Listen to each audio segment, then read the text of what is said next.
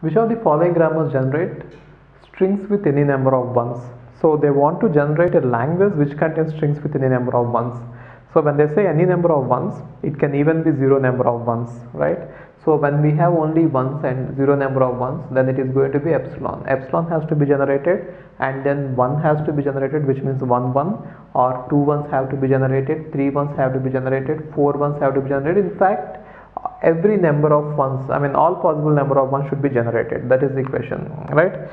So if you watch this grammar, the first one, see, there is no way we can directly do it. We cannot attain the answer directly. It is better that you take the options and check them, right? So and again, in the GATE lectures I have given a lot of examples about this. You can watch them for the in-depth explanation. Now for the time being, just watch it. See, S derives 1a, therefore 1a.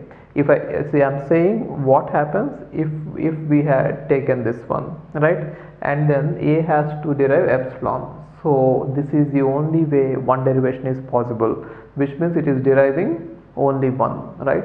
Which means S will derive 1a, and then in place of a, if I substitute epsilon, I get 1, which means this grammar is able to generate a language which contains only 1. Therefore it cannot generate any number of ones. A is not possible. And now if you look at B, in B we have two productions. One production is containing S in the right hand side, which means S is being called recursively, and other production is containing epsilon, right?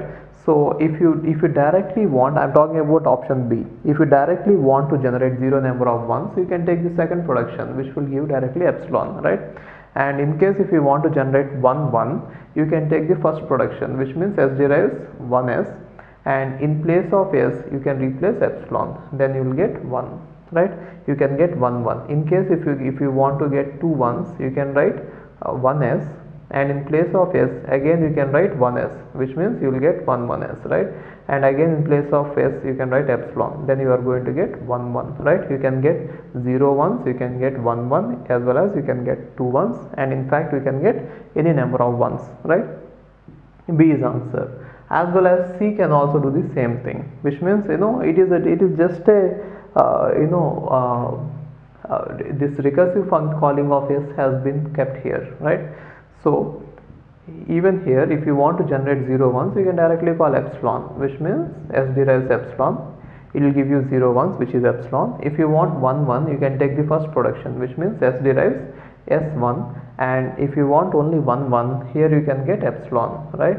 Which means in place of S, if you put epsilon concatenate with 1 is 1, right? We get 1, isn't it? If you want 2 1s, then how do we get it?